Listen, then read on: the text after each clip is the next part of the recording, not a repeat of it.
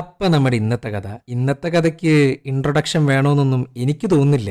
കാരണം കഴിഞ്ഞ വീഡിയോക്ക് തന്നെ അത്യാവശ്യം വ്യൂസും കാര്യങ്ങളൊക്കെ ഉണ്ട്. അതിന്റെ സെക്കൻഡ് പാർട്ട് എന്ന് പറയുമ്പോൾ എന്തിനാണ് ഇൻട്രൊഡക്ഷൻ? സോ ഞാൻ അധികം വലിച്ചു നീട്ടാണ്ട് നേരെ കഥയിലോട്ട് കിടക്കാം. ഇപ്പൊ തന്നെ നിങ്ങൾ എല്ലാവരും വെയിറ്റ് ചെയ്ത് മുഷിഞ്ഞിരിക്കുകയെന്നറിയാം. I'm sorry. ഈ ചാനൽ ഞാൻ ഒറ്റയ്ക്കാണ് റൺ ചെയ്യുന്നത്. അതുകൊണ്ട് വോയിസ് ഓവർ ചെയ്യാനും സ്ക്രിപ്റ്റ് ഉണ്ടാക്കാനും എഡിറ്റ് ചെയ്യാനൊക്കെ ആയിട്ട് ഒരു 3 ഡേയ്സിന്റെ ഗ്യാപ്പ് എന്തായാലും എടുക്കും. അതുകൊണ്ടാണ് ഈ ഒരു ലാഗ് വരുന്നത്. അപ്പൊ എല്ലാവരും ഒന്ന് ക്ഷമിക്കുക. പിന്നെ മറ്റൊരു കാര്യം പറയാനുള്ളത്, ചുമ്മാ കാണുന്നതിന്റെ കൂട്ടത്തിൽ ആ സബ്സ്ക്രൈബ് ഒന്ന് അമർത്തിയേക്ക്. വേറൊന്നുമില്ല, ഒന്ന് സബ്സ്ക്രൈബ് ചെയ്യുക. കഴിഞ്ഞ കഥയുടെ 2 വർഷങ്ങൾക്ക് ശേഷമാണ് ഈ ഒരു സിനിമ നടക്കുന്നത്. അത് മൈൻഡിൽ വെച്ചുകൊണ്ട് വേണം ഈ ഒരു സിനിമ കാണാനായിട്ട്. ആൻഡ് കൺഫ്യൂസ് ആവാൻ ഭയങ്കര സാധ്യതയുണ്ട്. അത്രയും തിരക്കിട്ടിട്ടാണ് ഈ ഒരു സിനിമ പോകുന്നത്. അത്രയും ഫാസ്റ്റ് പേസ് ആണ്. സോ എല്ലാവരും ഒന്ന് ശ്രദ്ധിച്ചിരുന്ന് കണ്ട വളരെ നന്നായിരിക്കും. പിന്നെ ഫസ്റ്റ് പാർട്ട് കാണാണ്ട് സെക്കൻഡ് പാർട്ട് കാണാൻ വരണ്ട, ഒരു തേങ്ങ മനസ്സിലാവില്ല. അതുകൊണ്ട് ഫസ്റ്റ് പാർട്ട് കണ്ടതിന് ശേഷം മാത്രം ഇത് കാണുക. അപ്പൊ ഞാൻ കൂടുതലൊന്നും പറഞ്ഞ് ലേഖാക്കുന്നില്ല, നേരെ സിനിമയിലേക്ക് കടക്കാം.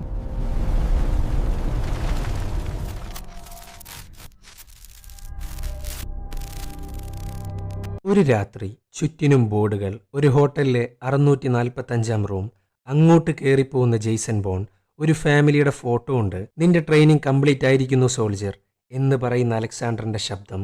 ഇതൊന്നും പോരാണ്ട് ഒരു സ്ത്രീയുടെ അലർച്ച. ഇപ്പൊ പറഞ്ഞ കാര്യങ്ങളെല്ലാം ഒരു ഫ്ലാഷസ് പോലെ കണ്ടുകൊണ്ടിരിക്കുകയാണ് ജെയ്സൺ ബോൺ.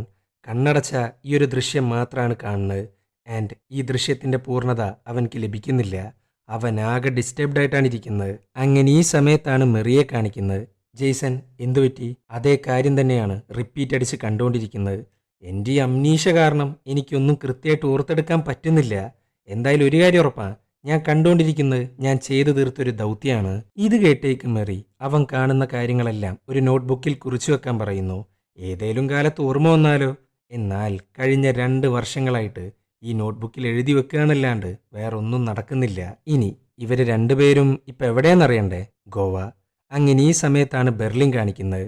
CIA ഹൈ റാങ്കിലിരിക്കുന്ന ഡെപ്യൂട്ടി ഡയറക്ടർ പാം. അവർ നടത്തുന്ന വലിയൊരു മിഷൻ. ഒരു മോഷണ കേസുമായി ബന്ധപ്പെട്ട കുറച്ച് ഫയലുകൾ ഒരു ക്രിമിനലിന്റെ കയ്യിലുണ്ട്. എന്നാൽ 3 മില്യനാണ് അയാൾ ആവശ്യപ്പെടുന്നത്. പൈസ കൊടുക്കുക, ഫയലുകൾ സ്വന്താക്കുക. ഇതാണ് പ്രധാന ദൗത്യം.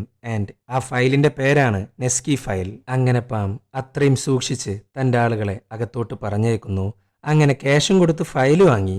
അപ്പോഴാണ് ഇവരൊട്ടും പ്രതീക്ഷിക്കാതെ അങ്ങോട്ടൊരു കില്ലർ വരുന്നതും ചെറിയൊരു ബോംബ് വെച്ച് കറന്റ് അങ്ങ് കട്ട് ചെയ്യുന്നതും. എന്നാൽ ഈ ബോംബിന്റെ മുകളിൽ മനഃപൂർവ്വം ഒരു ഫിംഗർ പ്രിന്റ് വെക്കുന്നു. പക്ഷെ കില്ലറുടെ അല്ല, മറ്റാരതോ ആണ്. അങ്ങനെ കില്ലർ അവരെ കൊന്നുകളയുന്നു. ആൻഡ് ഇതേ നെസ്കി ഫയലുകൾക്ക് വേണ്ടിയിട്ടാണ് അവൻ വന്നിരിക്കുന്നത്. അവന്റെ പേരാണ് കിറിൽ. ഈ ഗൺഷോട്ടിന്റെ സൗണ്ട് കേട്ടതും പാമും കൂട്ടരും കൂടെ അങ്ങോട്ട് പോകുന്നു. പക്ഷെ ഒരു കാര്യം ഉണ്ടായിരുന്നില്ല, കിറിൽ ഫയലും കൊണ്ട് രക്ഷപ്പെട്ടു. ഈ ഫയലും കൊണ്ട് പോകുന്നത് യൂറി ഗ്രെറ്റ്കോവ് എന്ന് പറയുന്ന റഷ്യൻ ബിസിനസ്മാൻ്റെ അടുത്തോട്ടാ. ഒരു റോയൽ എംപയർ തന്നെ അയാൾക്ക് സ്വന്തമായിട്ടുണ്ട്. അങ്ങനെ കിറിൽ ഫയൽ കൊടുക്കുന്നു. അവൻക്ക് പ്രതിഫലമായിട്ട് പൈസയും കിട്ടി. അങ്ങനെ യൂറി പറയാണ്, നിന്റെ ദൗത്യം തീർന്നിട്ടില്ല, എത്രയും വേഗം ഇന്ത്യയിലോട്ട് പോ. അവിടെയാണ് നിന്റെ അടുത്ത ടാർഗറ്റ്. ഇന്ത്യ, ഗോവ. വളരെയധികം സമാധാനമായിട്ടുള്ള ലൈഫാണ് ജെയ്സനും മെറിയും നയിച്ചുകൊണ്ടിരിക്കുന്നത്. കഴിഞ്ഞ 2 വർഷമായിട്ട് യാതൊരു പ്രശ്നങ്ങളുമില്ല. പക്ഷെ ജെയ്സൺ അലേർട്ടായിട്ടാണ് ഇരിക്കാറ്. എപ്പോഴാണൊരു പ്രശ്നം തന്നെയും തേടി വരാമെന്നൊന്നും പറയാൻ പറ്റില്ല. അങ്ങനെ ഇരിക്കുമ്പോഴാണ് കിറിൽ ഇന്ത്യയിലെത്തുന്നത്. എത്താന്ന് മാത്രമല്ല, ബോണിനെ കുറിച്ചാണ് അന്വേഷിക്കുന്നത്. ഇവനെ കണ്ടതും ബോണിനാകെ ഡൗട്ടടിക്കുന്നു.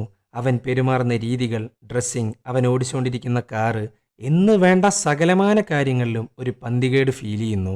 പിന്നെ ജെയ്സൺ വെറുതെ ഇരിക്കോ, വേഗം തന്നെ തന്റെ കാറും കൊണ്ട് മെറിയെ പിക്ക് ചെയ്യുന്നു. അവൾക്കാണെങ്കിൽ എന്താ കാര്യം എന്നൊന്നും മനസ്സിലാവുന്നില്ല. ഇതേ സമയം കിറിൽ അവരുടെ പിന്നാലെ തന്നെയുണ്ട്. അങ്ങനെ മെറി എന്താ കാര്യം എന്നൊക്കെ കുറെ ചോദിക്കുന്നുണ്ട്. ജെയ്സൺ അവന്റെ സംശയങ്ങളെക്കുറിച്ച് പറയുന്നു.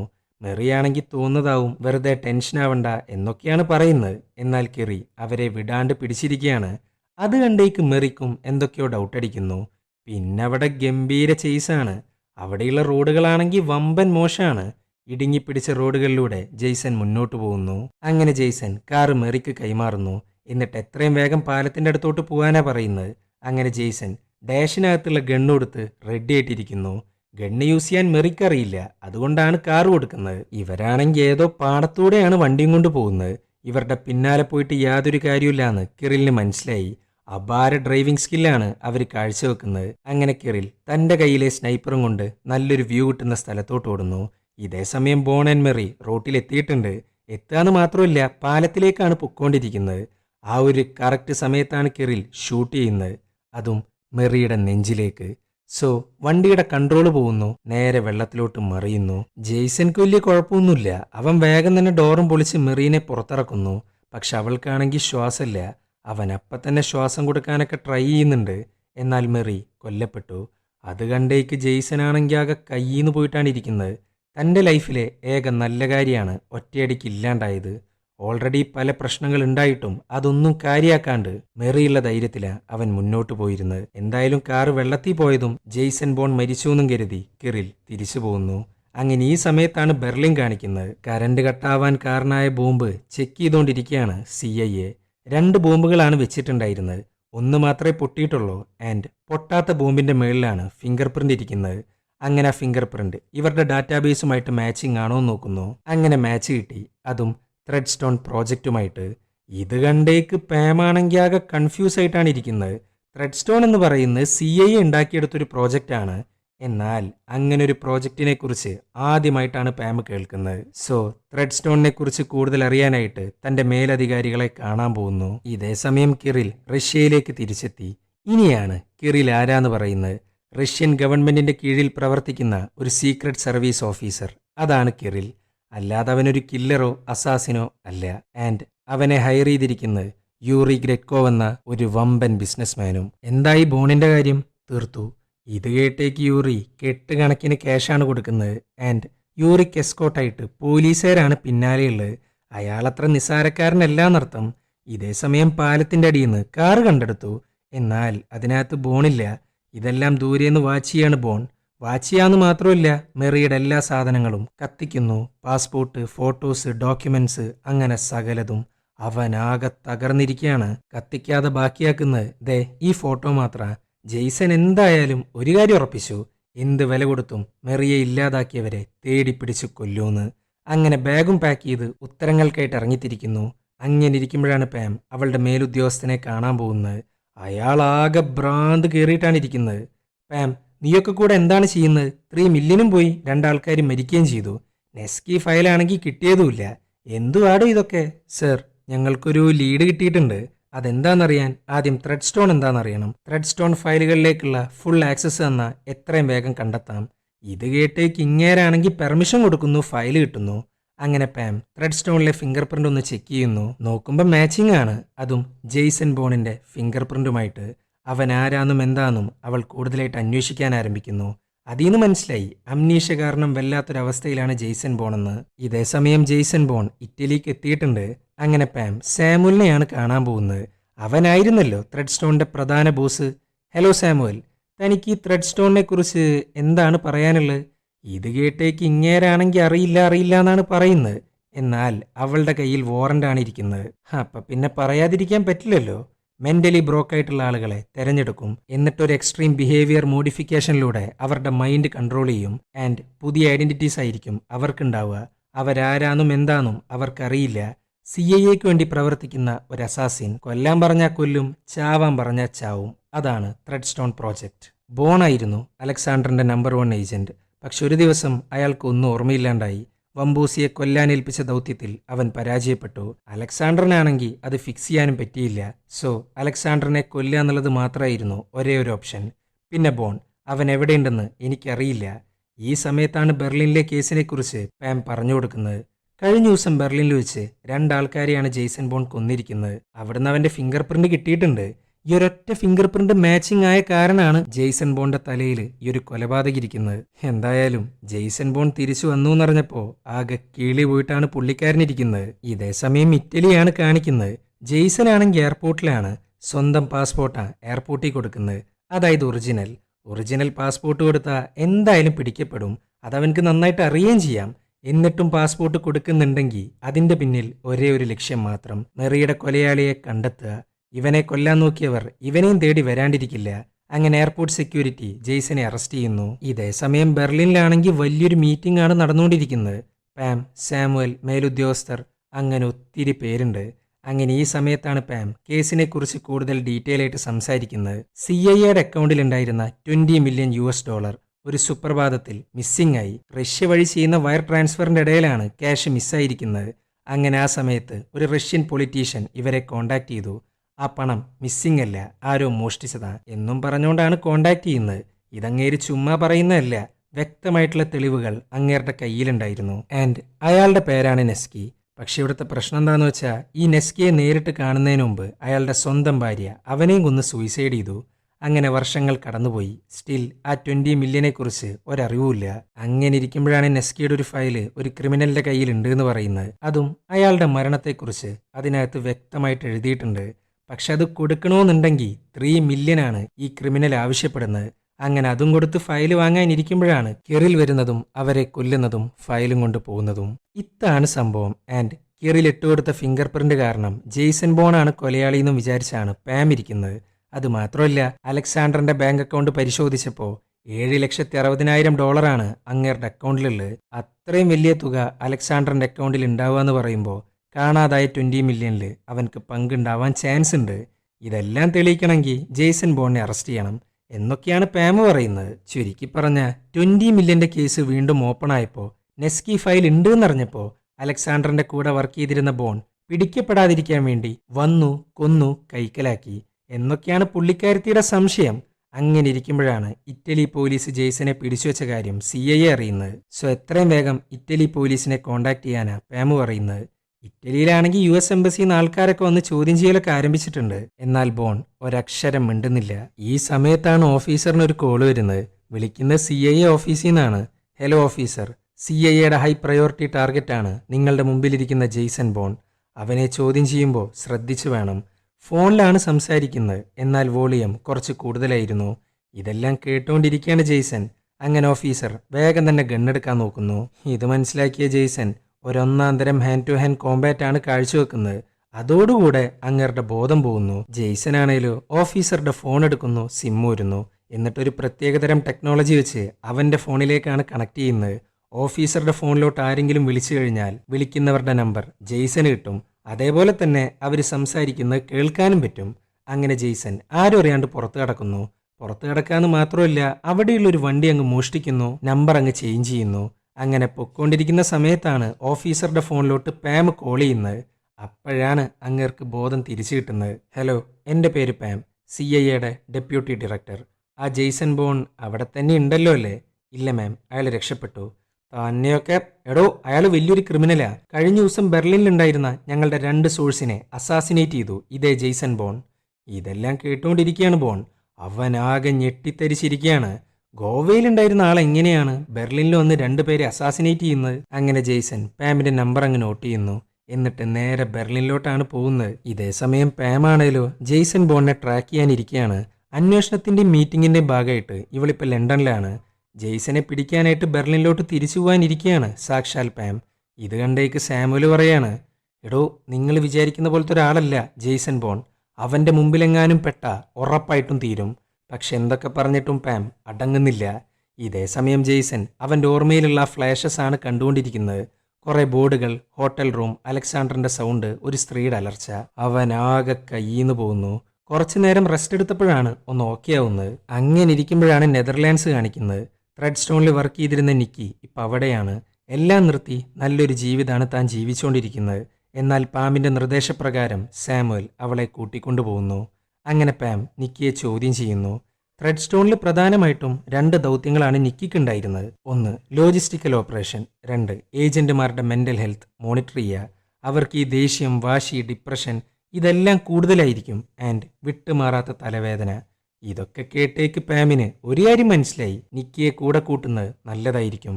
അലക്സാണ്ടർ മരിക്കുന്ന സമയത്തും നിക്കി കൂടെ ഉണ്ടായിരുന്നു.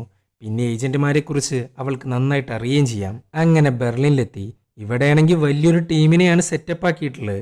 എയർപോർട്ടിലെ CCTV ദൃശ്യങ്ങളാണ് അവർ കണ്ടുകൊണ്ടിരിക്കുന്നത്. സ്വന്തം പാസ്പോർട്ട് യൂസ് ചെയ്യുക, ക്യാമറയിലെല്ലാം പിടികൊടുക്കുക. ഒരു ഏജന്റും ഇതൊന്നും നോർമലായിട്ട് ചെയ്യാറില്ല. സോ ഇവിടെയുള്ള എല്ലാ ഓഫീസർമാരും വിചാരിക്കുന്നത് ജെയ്സൺ ബോണിന് അബദ്ധം പറ്റിയെന്നാ.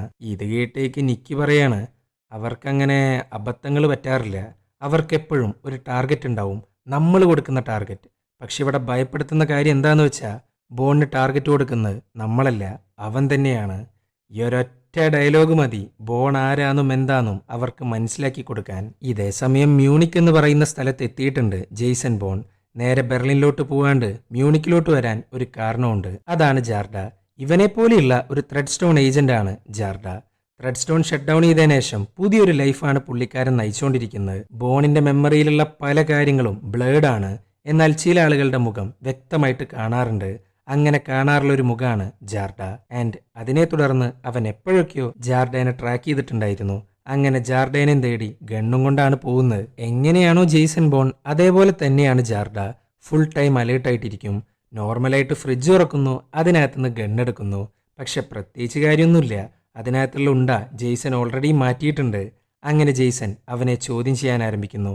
എവിടറാ അലക്സാണ്ടർ ചത്തു. നീയെന്ന എല്ലാത്തിനെയും കൊന്ന് പുറത്തിറങ്ങിയപ്പോൾ നമ്മളെപ്പോലെയുള്ള മറ്റൊരു ഏജന്റ് അവനെ അങ്ങ് തീർത്തു. ആൻഡ് ത്രെഡ് സ്റ്റോൺ എന്നേക്കുമായിട്ട് ഷട്ട് ഡൗൺ ചെയ്തു. ഇത് കേട്ടേക്ക് ബോണാണെങ്കിൽ ആകെ ഷോക്കായിട്ടാണ് നിൽക്കുന്നത്. ത്രെഡ് സ്റ്റോണോ അലക്സാണ്ടറോ അല്ലെങ്കിൽ ആരെൻ്റെ പിന്നാലെ വരുന്നത്? ആരാണ് ഈ പാം? എനിക്കറിയില്ല ബോൺ എന്നും പറഞ്ഞ് സമയമാണ് ജാർഡ നോക്കുന്നത്. ഇങ്ങനൊരു സിറ്റുവേഷനിൽ സമയം നോക്കണമെന്നുണ്ടെങ്കിൽ ഒരേ ഒരു അർത്ഥം മാത്രം. ജെയ്സൺ വന്ന പാട് ഇവൻ ആർക്കോ സിഗ്നൽ കൊടുത്തിട്ടുണ്ട്.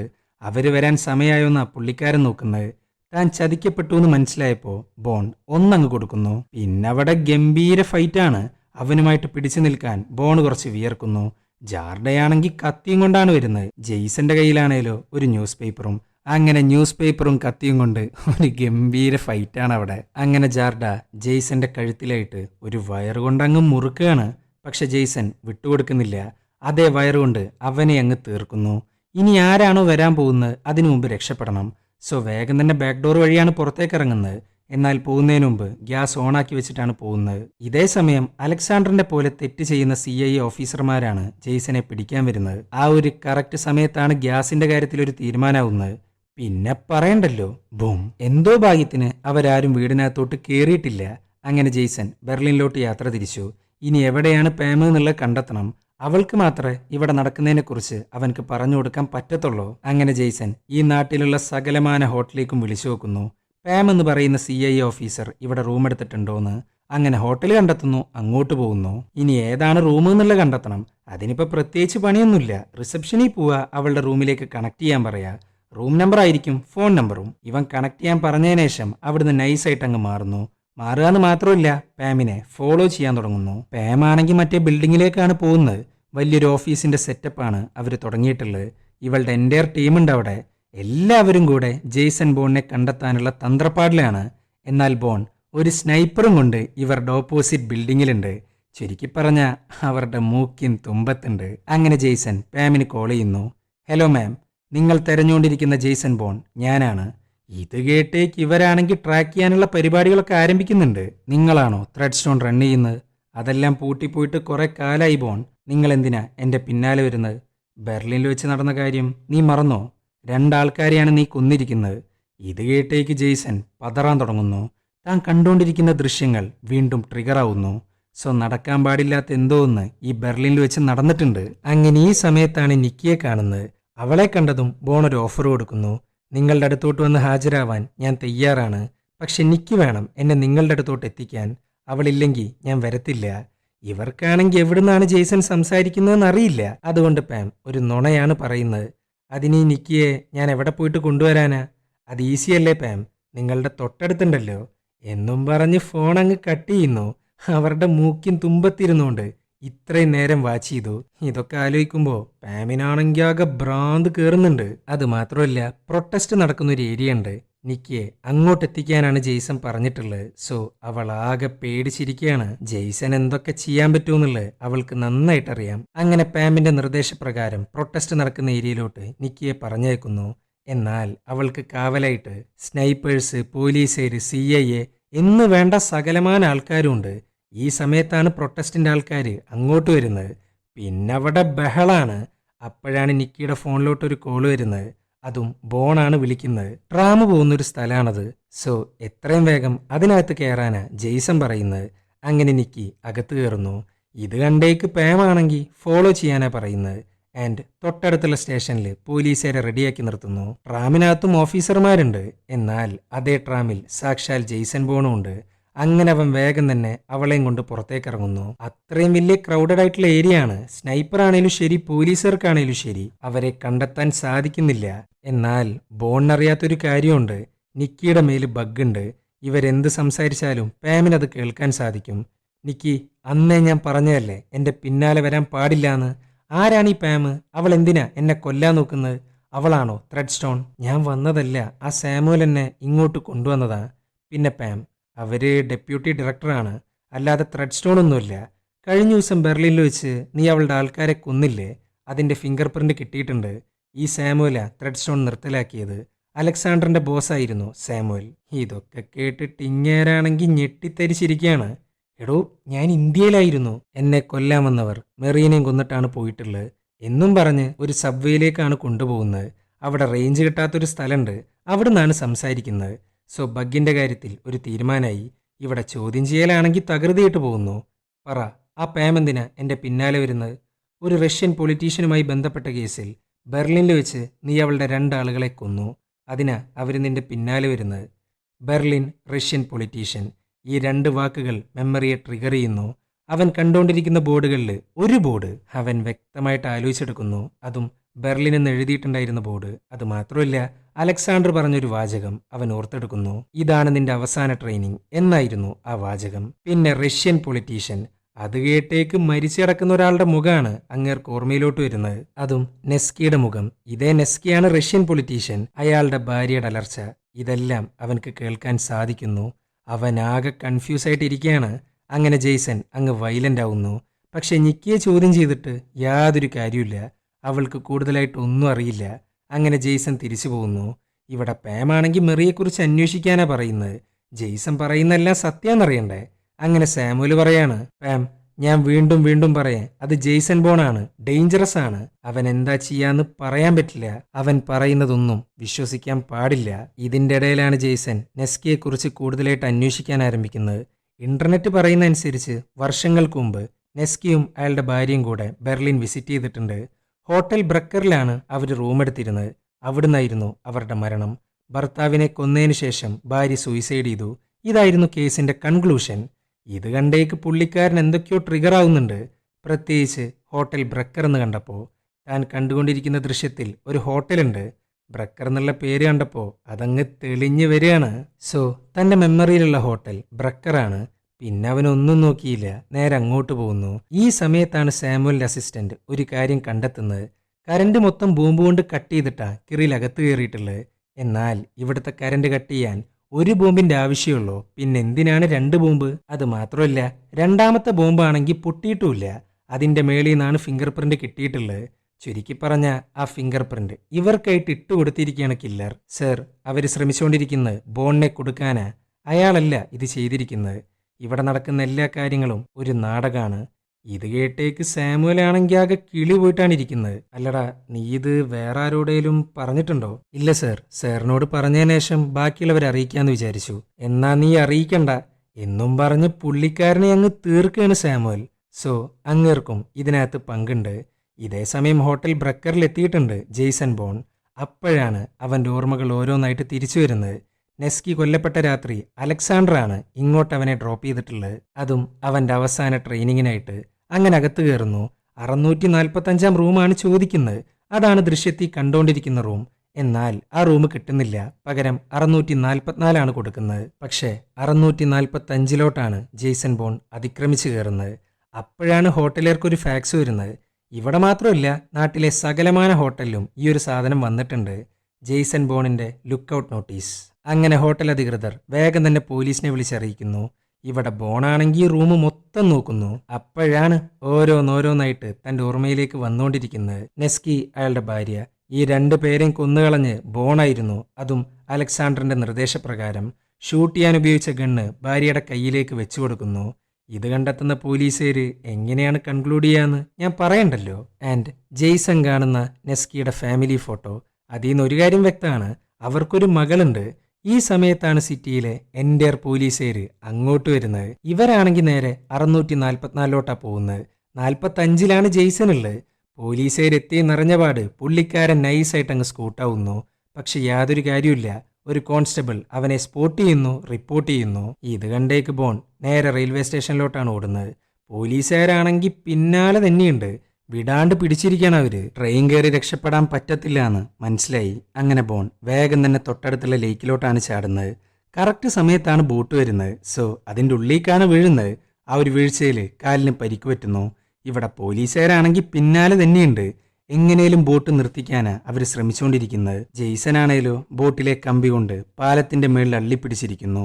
ഇതൊന്നും അറിയാണ്ട് പോലീസുകാര് ബോട്ട് പിടിച്ചെടുക്കുന്നു, സെർച്ചിങ് ആരംഭിക്കുന്നു.